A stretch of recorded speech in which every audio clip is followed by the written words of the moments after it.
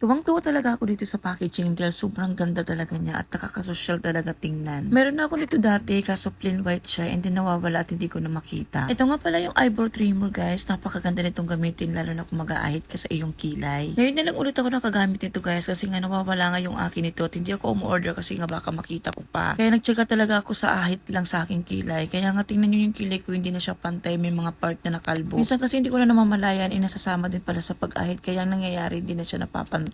Paminsan din kasi pag tinatamad ako mag-ahit sa aking kilay, binubunot ko siya, kaya nangyayari, hindi na natutubuan mga kalbo. Minsan kasi nagpa-microbleeding na ako at hindi ko na inulit dahil super sakit talaga siya.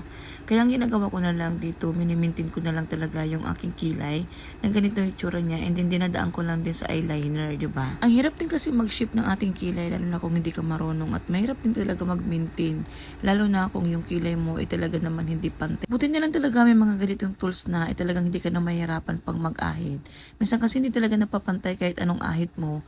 Minsan hindi siya pantay, minsan tabingi at minsan isa kalbo at minsan isa sakto naman.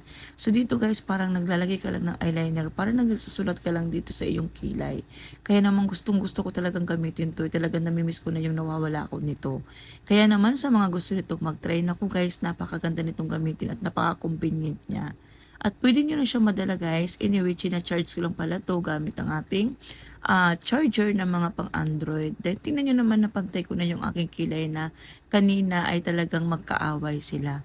So sa mga gusto nito guys, ilalagay ko sa aking yellow basket. 165 pesos lang siya.